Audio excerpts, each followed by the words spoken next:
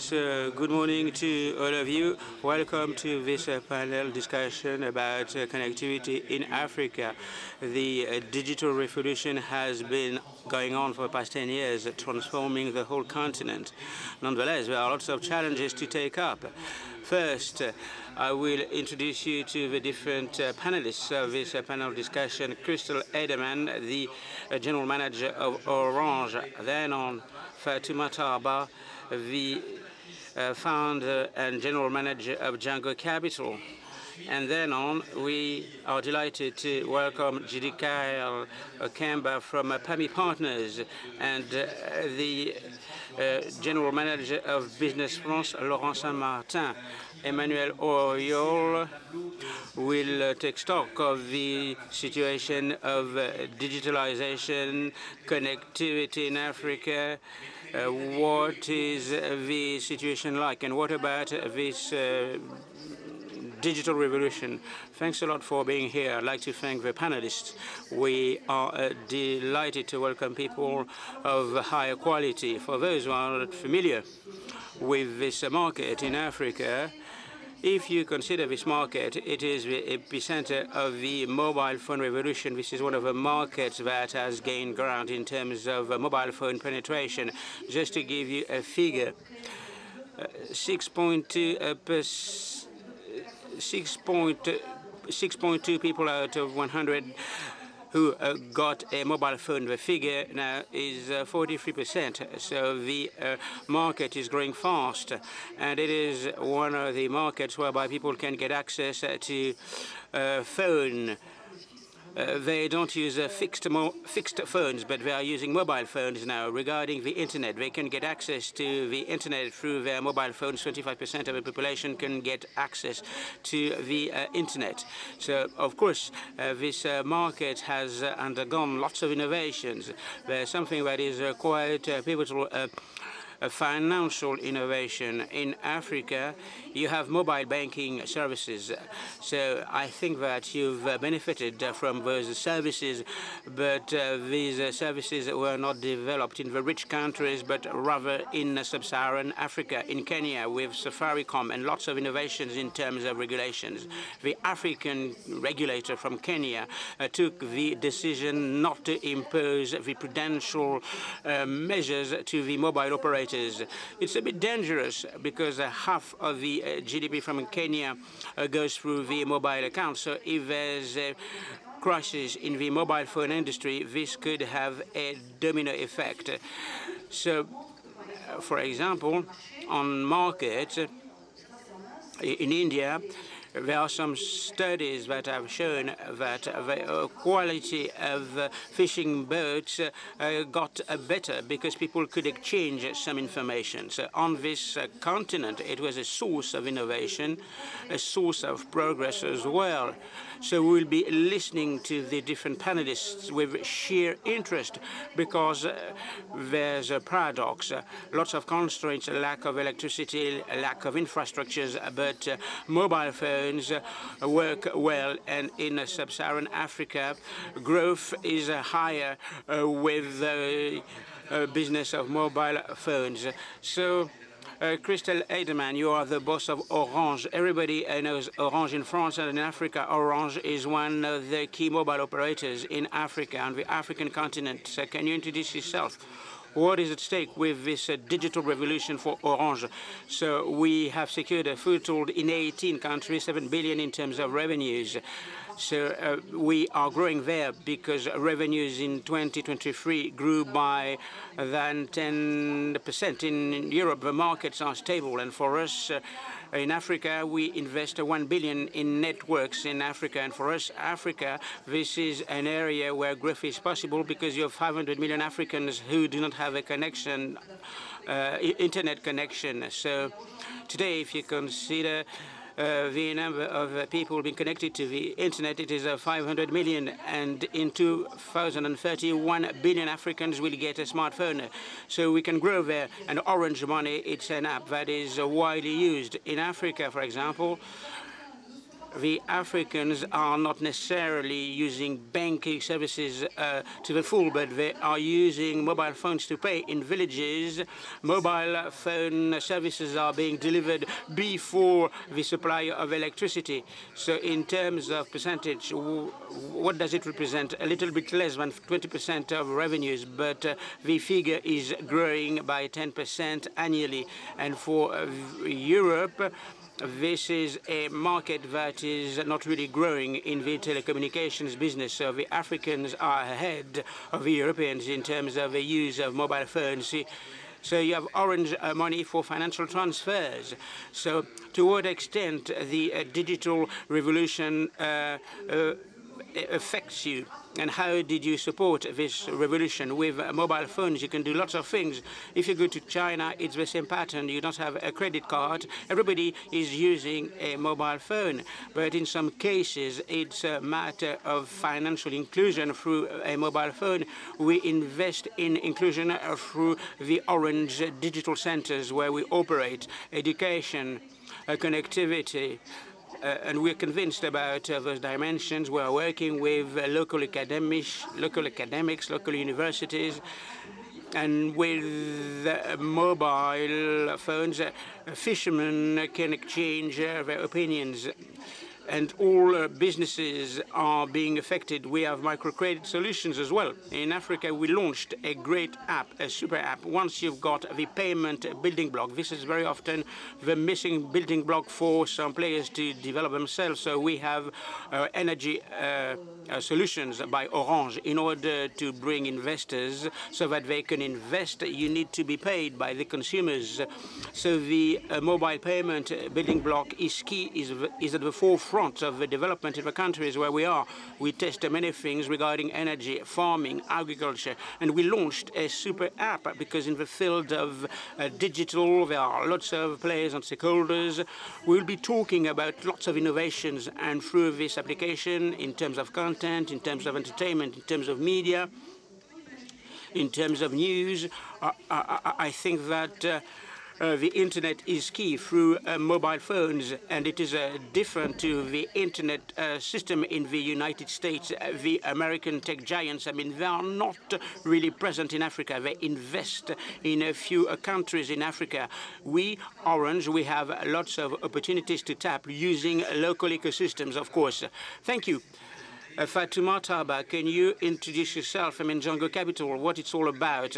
What is the #1 challenge that you need to take up? Good morning to all of you.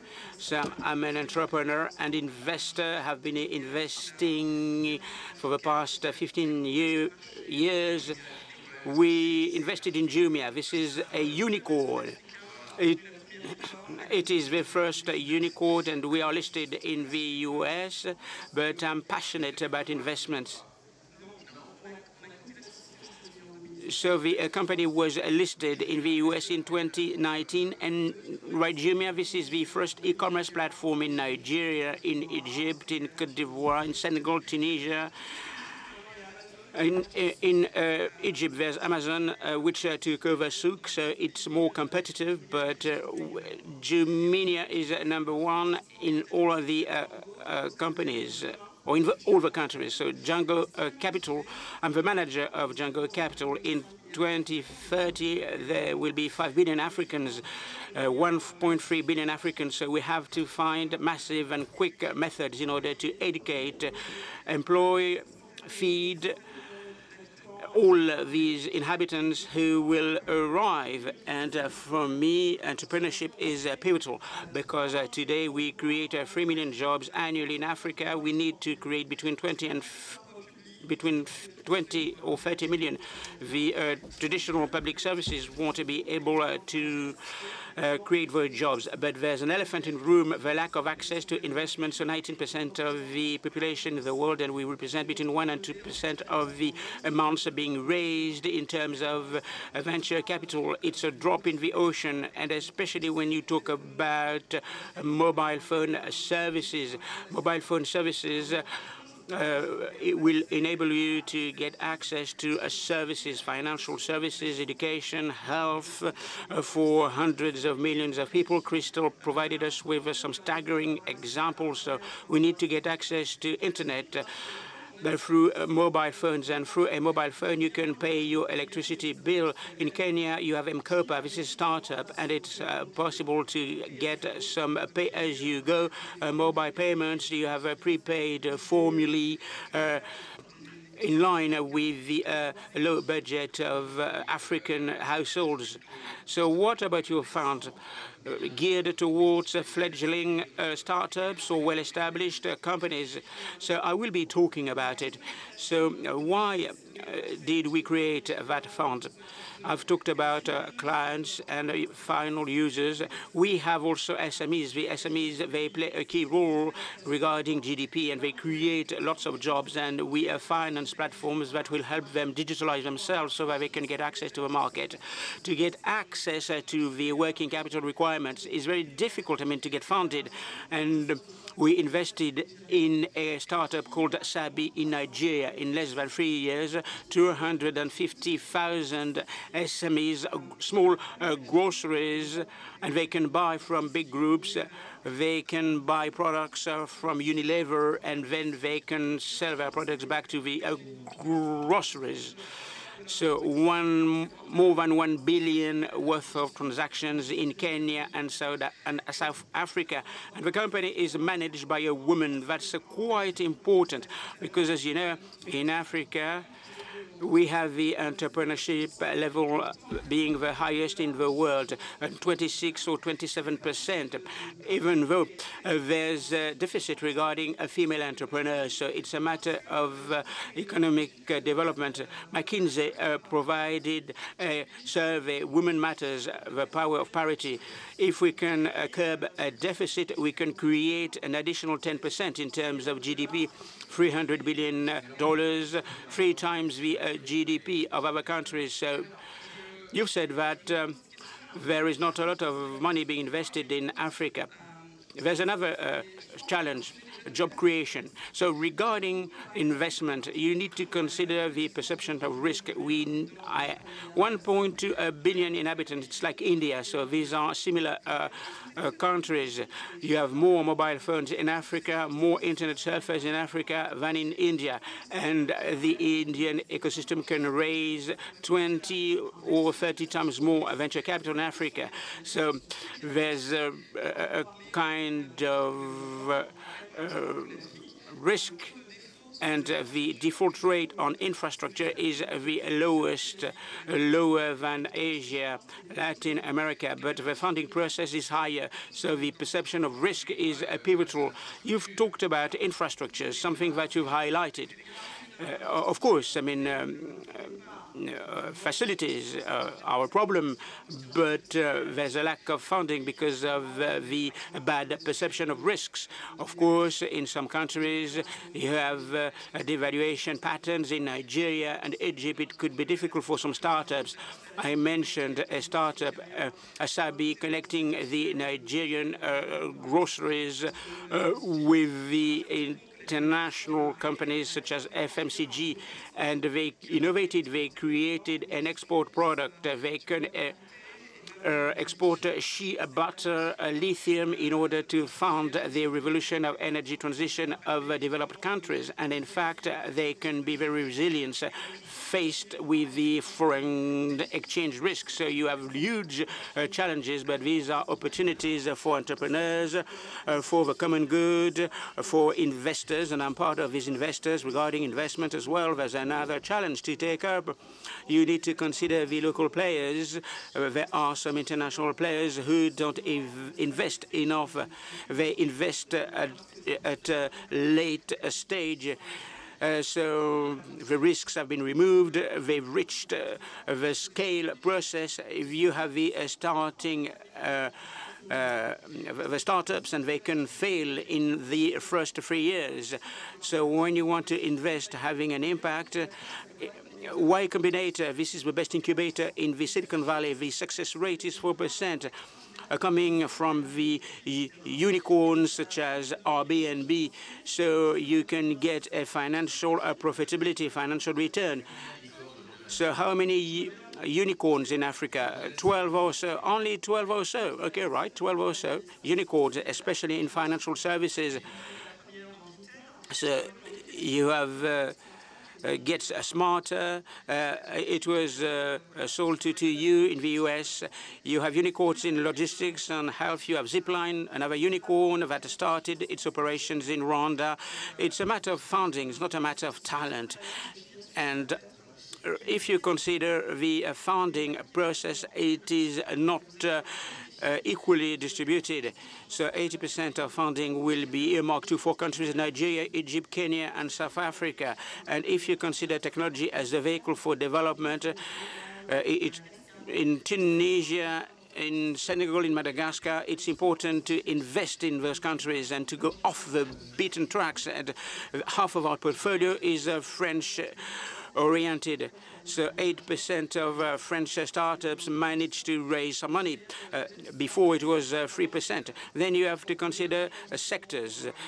When you want to raise money for access to financial services, it's better to get capitals, especially if you want to raise money for education or health. When you raise money at the start of the journey, it's much more difficult. The private equity network is more mature, and you have some business angels that are not mature enough in order to cover the funding requirements. And then you have the gender challenge. When you are an entrepreneur, a female entrepreneur in fashion in Senegal, when you start up, good luck to you. That's why we have Django Capital. Judy Kael Okemba, vous êtes donc la présidente de... You are Judy Kael Okemba. You are the CEO of Palmy Partners. Good morning to all of you. I'm delighted to be with you. The weather is very nice, so it's great. So Palmy Partners, what's it all about? The holding is companies based in Switzerland, the country of finance. So I've been operating in this business sector for quite a long time. I come from Congo-Brazzaville. So we are launching a microfinance company. And we made a choice. We've decided to work with women, exclusively with women in the informal and formal sectors.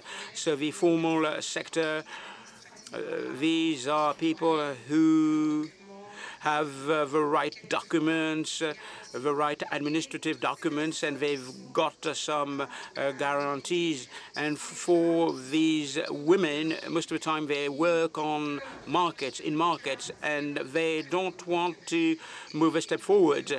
They are reluctant to go to a bank and to raise their problems and issues. That's why we are currently launching this company in partnership with the Ministry of Women, the Ministry of Gender in Congo, so that women can be equipped with tools to move away from poverty. So the major challenge is training, education. Yes, exactly. Education and training are key.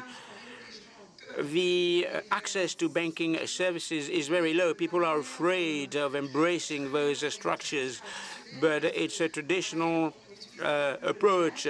In Africa, we use a lot the language.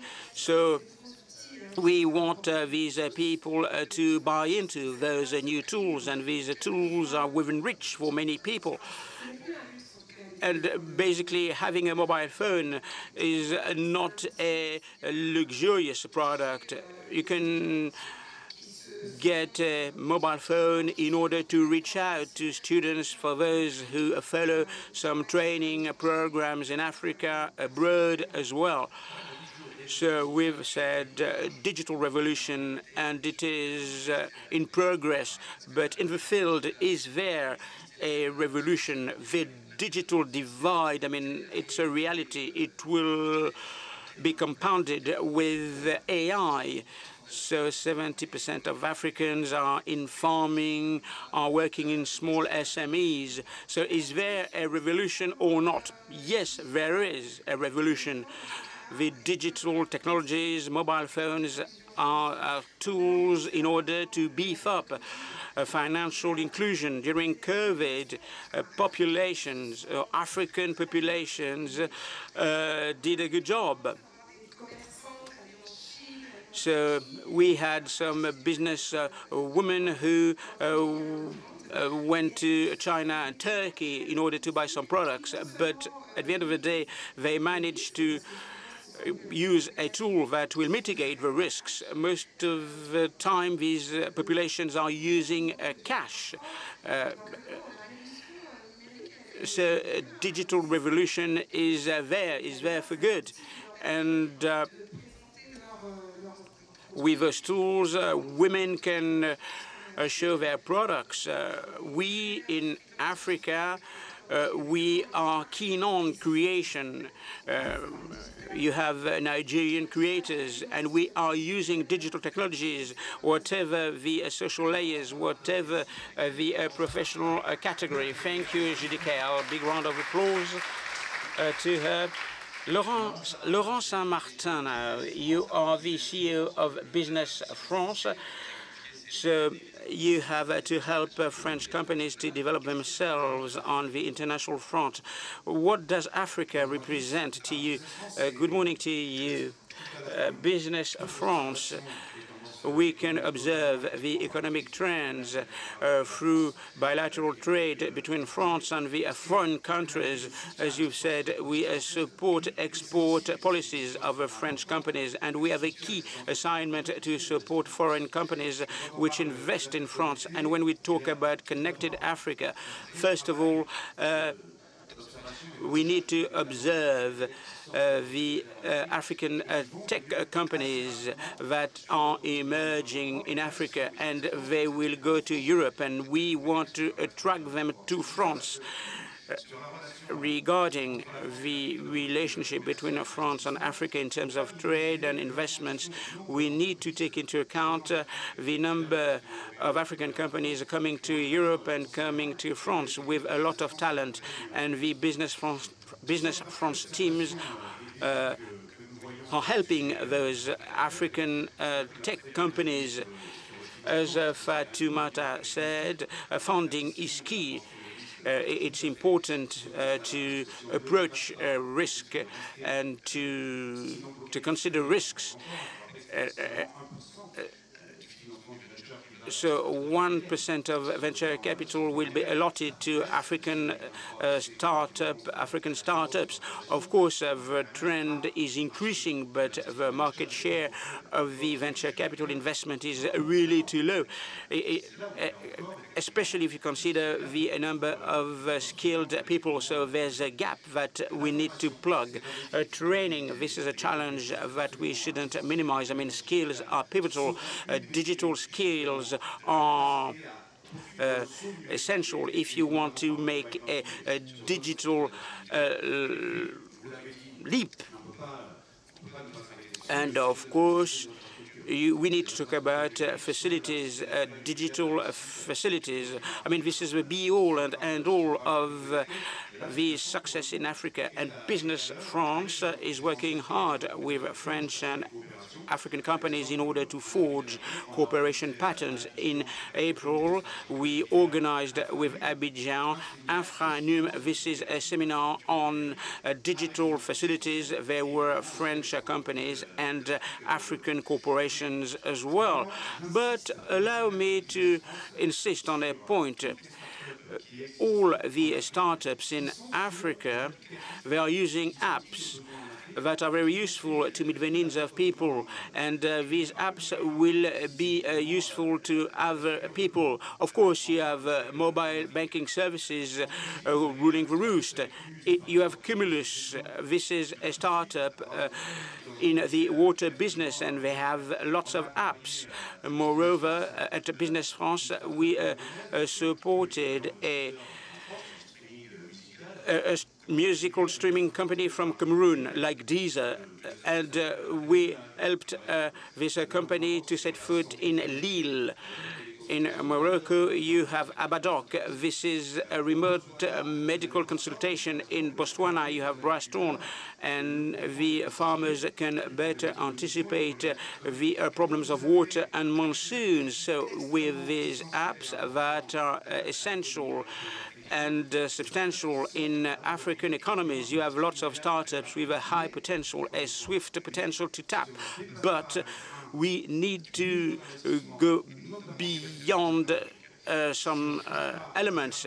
We need to focus on venture capital, and we need to concentrate on facilities. And in fact, what is really important is to get some apps through the startups and through the entrepreneurship mindset. This is something that is in progress.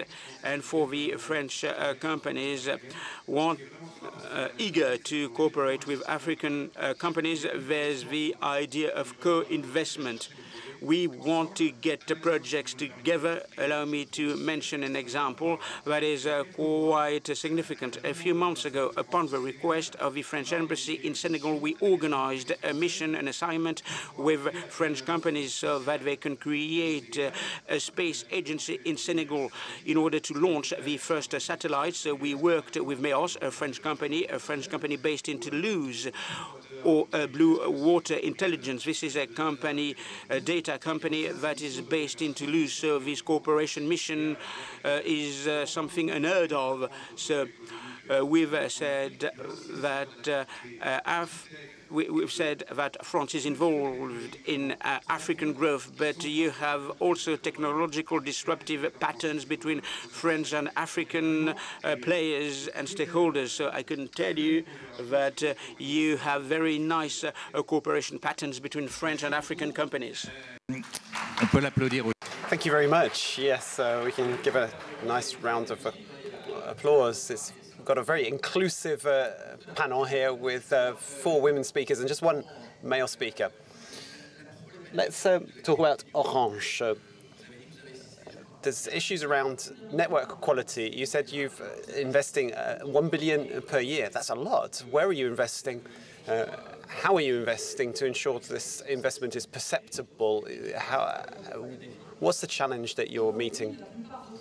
Currently, most of our clients connect with 2G or 3G technologies, even though 90% of the territory in the 28 countries we're operating are covered by 4G. The main thing is not the cost of the infrastructure, but it's also the cost of the terminals, the handsets. So when you look at the most expensive handsets that you can buy in France, the most expensive are 1,000 euros. The average earnings, the average in France, people spend 15 euros per month in France, but generally in Africa, people spend less than 3 euros per month. In Madagascar, it's 1 euro per month. That's an economic reality, but the handsets are there, and you can have multi-SIM handsets. When you talk about handsets, you're talking about the phone, aren't you? Yes. We invest in the mobile network, the infrastructure, the capacity, and we're seeing that traffic per customer is continuing to increase. And of course, we're investing in interconnectivity infrastructure between countries. Just to give you an example, a few months ago, there was an undersea earthquake, and 4 undersea cables were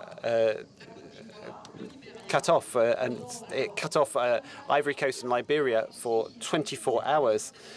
We were then able to use land-based networks as a backup. We throttled the network in Senegal in order to ensure that Ivory Coast could stay connected. So we are investing in undersea cables off Africa because Africa is much less well connected to the World Wide Web than the USA, Europe, and China, for example. So we are investing heavily, but the last mile connections are important, but also renewable energy. We're increasingly installing autonomous sites which have batteries and solar panels. Most of our sites use generators, so power supply and the rollout of solar farms is really important. There are renewable energy plans in some countries, but our energy infrastructure is well behind the digital infrastructure, and that's an issue for us. And we're trying to use innovative solutions to use digital technologies to promote the rollout of energy infrastructure. Emmanuel Oriol. Yes, what I wanted to say is that the success of digital technology in Africa is led by private sector businesses. Infrastructure is an issue in Africa. There's a lack of road networks, for example, because the national governments are struggling. There's not enough tax because of the informal sector of the economy. And this infrastructure development is demand-driven. People have mobile phones. They spend €3 per month, but that's a lot for them. And it's a substitute for the lack of roads and lots of things. So there's a lot of mobility in Africa, a lot of internal mobility. So there are remittances that can take place via digital technologies. It's a lot safer than carrying cash. I've got a question about financial inclusion. I was very struck by what's been said on this panel so far. Do you use credit scoring? That's one way that you can help people who don't have any collateral. I think credit scoring can give people some freedom. Could you just explain what credit scoring is? In the USA, it's very widespread, actually. You might be a Nobel Prize winner, but if you haven't got a credit score, you won't be able to access lending. It's a score that describes your reliability as a borrower. So that would enable immigrants, people who don't have any family or a house to get loans. If you regularly repay the loan that you've taken out, you'll get a good credit score and banks will lend more to you. Does that exist in Africa as well? Yes, it is. One of the challenges of credit scoring is the lack of data. We're talking about people working in an informal sector, people without banking facilities. It's very difficult to qualify risk levels, but technology provides a solution to this. I'm going to give you an example of this. You've got sales history over several months, and because you're an intermediary and you gather data about their transaction on the platform and you pay a commission, you also got information about cash connection. One of the key issues in Africa is collection and recovery. So this generates credit scoring data, and it enables data for the balance sheet of the startup and also from third parties. This is a model that I started using in Ivory Coast in 2014 because I wanted to create a fashion value chain. We were selling telephones, but there weren't many local people who were using our platform. I was saying there was lots of Africans selling fabrics and other products, and they weren't able to sell beyond the borders of their physical shop into other countries. When you work with fashion designers in Africa, there are lots of challenges. One is that they don't know where demand is. For women, the best category are dresses. For men, it's shirts. Then what are the best colors? Then the second challenge is if there are 100 orders, they can deliver quickly, but if there's 1,000 orders, then it's much trickier to deliver quickly and accurately. And then the third challenge is scaling up and getting the finance for that scale up. So I did this startup. I sometimes went without my salary for a few months in order to fund the working capital, and that's how we started Jumia Lending, which was the precursor of Jumia Pay.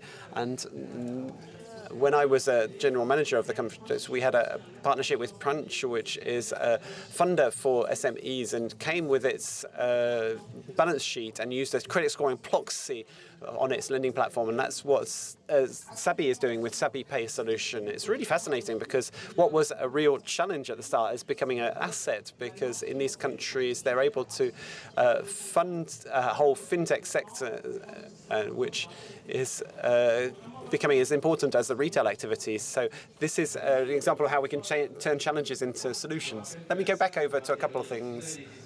Let me just let people know in the room that you can ask questions.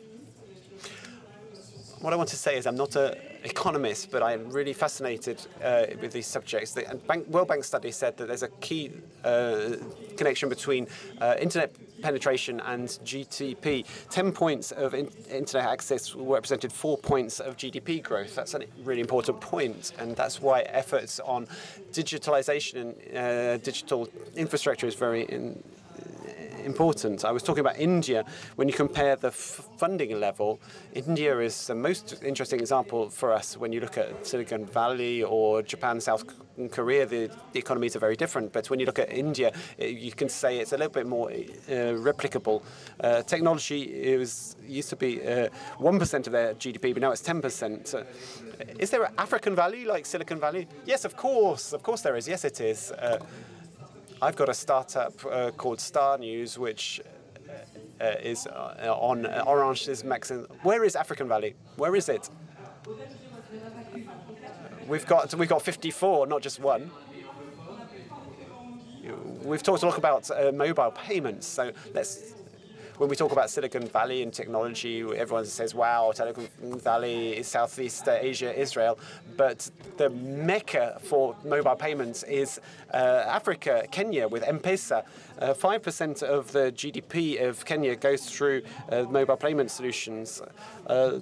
So many Kenyans have access to M-Pesa.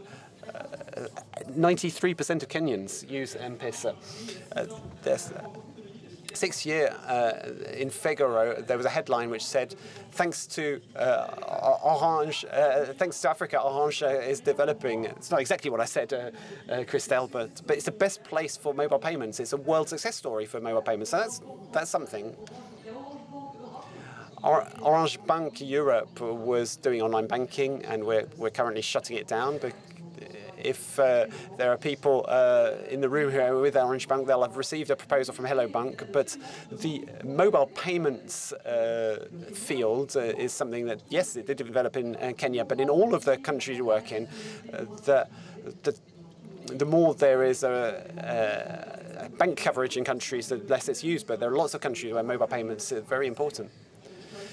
Let me give you another example of reverse innovation. I've invested in a startup in Senegal called Fiti. It's fairly basic, using IoT solutions of mobile phones to enable you to track logistics and transport fleets. It started in Senegal. In 3 years, it's got into 10 African countries, and now it's going into France. It's its biggest market. It's working now with Stellantis, and it's something that is incredible, because we sometimes think that emerging countries like Africa need to fit the models of developing countries.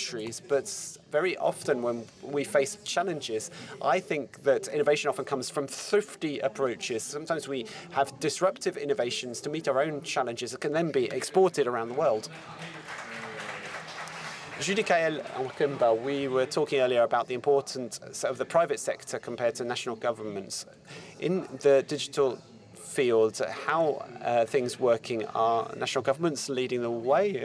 Obviously, it's difficult to talk in general terms, but can we give a bit of a snapshot of what governments are doing to support innovation in their administrations? Is there digitalization of public administration in Africa? Yes, that is increasingly the case, because governments are realizing that thanks to digital technology, they can collect taxes in a transparent manner, and so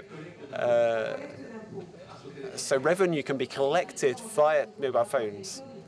And the telecoms operators are generally the biggest taxpayers in their countries. Yes, in our economic zone, the CEMAC zone, could you just explain what CEMAC is? Sorry. The CEMAC is the monetary zone that covers 6 countries in Central Africa, and we use the CFA franc as a currency. The regulator has tried to hit mobile phone operators because there was a little bit of ambiguity between their role as telecoms company and the financial trafficking. So the regulator asked them to separate out some of their activities. So some mobile phone operators have had to separate from other parts of their business, the parts that running the money transfer remittances business. I was involved in a major forum where I brought these two parties together. There were some significant differences of opinion, but these two sectors are very complementary. The funding is held in banks, but I think it's a very important thing for financial conclusion of the African populations. Let's go back to Christelle in a moment, but are there any questions? I just wanted to say that as a telecoms operator, we're used to being regulated. The mobile payments part of our activity is regulated. It's not the same type of regulation as the banking sector because it's not a bank, but there is regulation. So the payment entities are regulated in a different way, and it's not the same form of regulation as for the telecoms activity. In the CEMAC zone, unfortunately, there's a bit of a legal void, so we've made some recommendations to the ministries of finance who were together at the forum I was referring to and to the national directors of the African Central Bank because there's a legal gap in this area and things aren't very clear, particularly in our part of Central Africa. There's a question here at the back. Let's start with the gentleman. Would you introduce yourself? Say who you are. We'll take two questions at once, the gentleman and then the lady at the back. Jean-Pierre, I've been an ambassador in several African countries. Thank you very much for this panel. You've been very interesting and talked about lots of subjects. Two questions I'd like to ask. Is corruption an obstacle in your sectors? And then you've talked about lots of issues, and apart from customs issues, are customs authorities obstacle? We've talked about all sorts of aspects relating to taxation. Because you have small markets, are customs issues an issue? How do you manage that? Another question here from the lady at the back. Good morning. My name is Madame Partey. I worked with a humanitarian association called Solidarity Without Borders. We brought in sewing machines into some African countries. I've got an example for disabled women in Mali who we provided this equipment to ensure their independence. It's been difficult to carry that on in the context of war and conflict, and it goes back to some of the issues of borders. In exchange, they made things for babies in orphanages. Have you got some examples of a kind of cycle like that on a small scale? In response to the question of corruption, I'd say it takes two to tango. There's always a corrupter and a briber and someone who takes the bribe. So our businesses can thrive in all the countries, even the most difficult ones. And I've come back from a trip to Nigeria, and the CEO of Vindel said to us at the same you said our German customers are more corrupt than those that we work with here in Nigeria. It's just an anecdote, but we shouldn't just talk about corruption all the time because there are technocrats in the government, and if the businesses are blameless and the government are blameless, you don't have this bribery corruption. French companies face this issue too, don't they? Yes. It's very right to say that corruption is not a specific thing in Africa. We've got offices around the world, and it's an issue in international trade in many locations. But the interesting thing with respect to this theme is that digital technology can get you round this issue.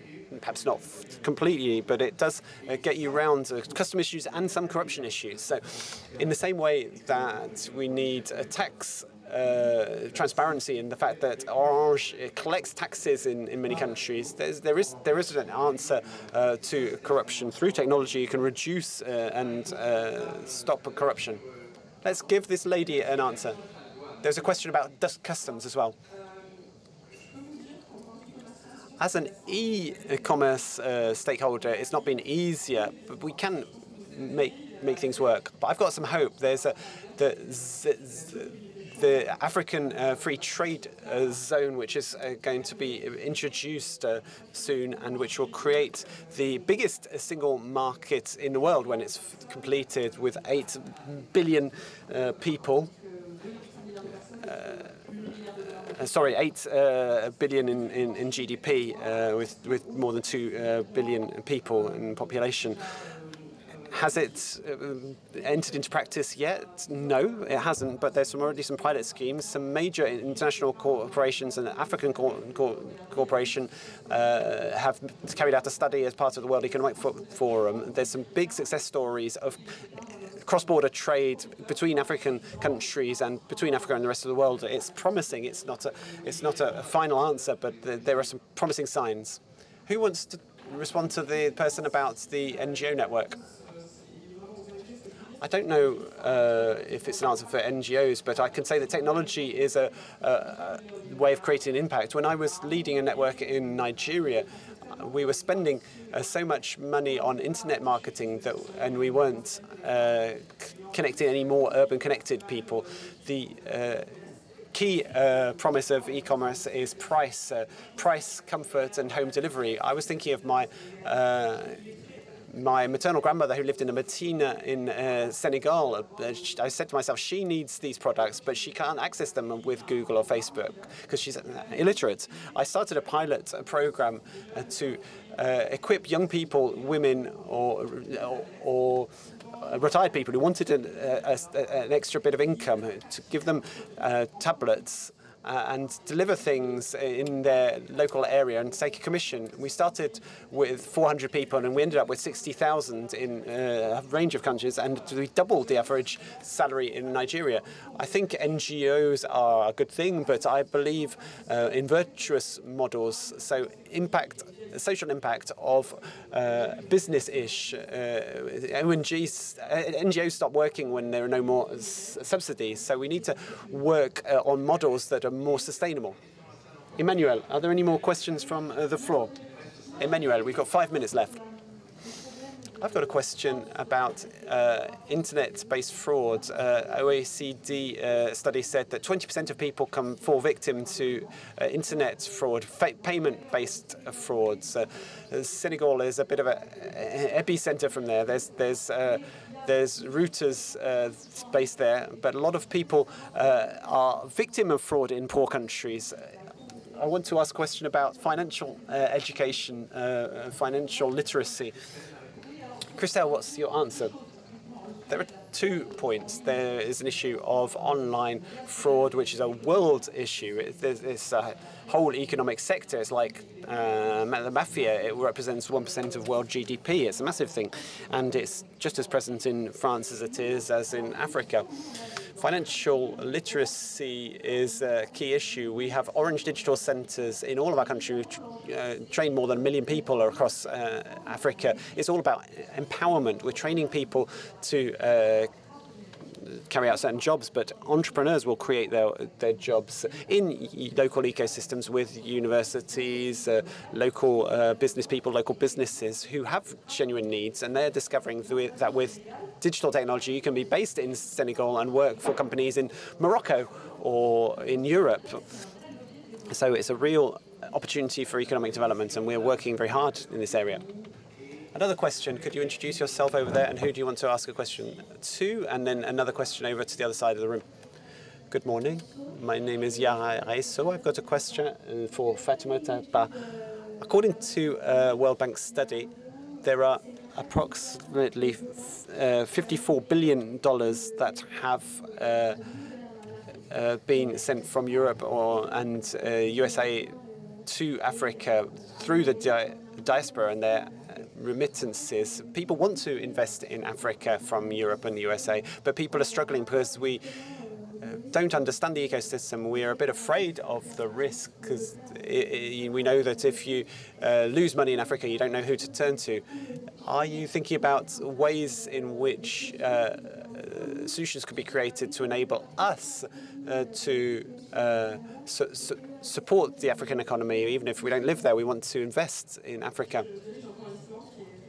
I manage a regulated fund, which is overseen by the regulators. But the thing you're saying is very important because there is incredible financial resource that can be sent to Africa. And I'm increasingly seeing what I refer to as club deals, groups of people like you who can be mini business angels. You can put as much of it as you want. And my suggestion is to get alongside a professional investor for a funding round, because there's a technological, financial and regulatory analysis of the business, and that would make your investments less risky rather than just putting money in yourself and risk your savings, even if your motivation is very noble. So in France, the Public Investment Bank enables retail investments to join investment in Africa. It's very necessary for Africa, but it needs to be regulated to because the name suggests venture capital is risky. So there's lots of failure in the first 2-3 years. A question here. My name is Sophie Sidos. I'm president of the Export Advisors from France. Can our French companies be exported to Africa, and can we bring added value to Africa? The answer is very clearly yes, with two changes that are going on. We are seeing greater demand for co-investment and co-development rather than export. So export needs to be one building block of the bilateral relationships between France and African countries. And this applies both to French-speaking West Africa and other countries like Kenya and South Africa. All of these countries offer that potential. I just want to take this opportunity to say there's a big summit organized by Business France called Ambition Africa. It's going to be in November this year. Usually it's in October, and we talk about these issues. Year on year, we see that there is this collective desire to go in a direction of co-investment and co-development. And the second point about this is that we need to focus on economic sectors that have a real potential for the future. That's where the appetite is. Tech sectors, but also applications. We talked about agri-tech, ed-tech, educational technology. We've got an app called Verif Diploma, which has been working in Ivory Coast and other countries with university partners. Is a way of checking university qualifications for businesses, and we've put a partnership with Cameroonian and Ivorian universities. So just some figures to say that we're not going backwards in these areas. In Business France, 400 businesses have received support in 2023 in the African continent, and that's 20% up on 2022. So let's not think that there is a withdrawal from certain sectors. There's a kind of pivoting movement, and where African entrepreneurs have a lot of talent is in tech areas, digital areas, and we need to keep on investing in that area. Is there a final question, or shall I give everyone a chance to wrap up?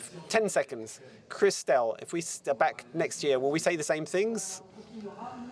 We will continue our work, and we will keep saying that we're rolling out 4G, 5G. We've improved it. We've got ever more customers on our Max Site application, and Orange surprises as well. Fatou, we need to invest Africa ever more urgently. We need to invest in women and entrepreneurs in Africa. GTKL, digital technology is a major help in reducing the unemployment rate. We've got a young population in Africa. Young people are very adaptable. In my country, in Congo-Brazzaville, we've created specific training modules to train people in these new technological sectors, which will create tomorrow's jobs. Laurent Saint-Martin, let's jump our hurdles, all the regulatory barriers and all the issues which stopped cooperation between French and African businesses, and let's continue to meet the challenge of investment. We need more investment, more venture capital, and the key is digital infrastructure. Thank you very much. Thank you. It's been a very exciting debate. Thank you very much.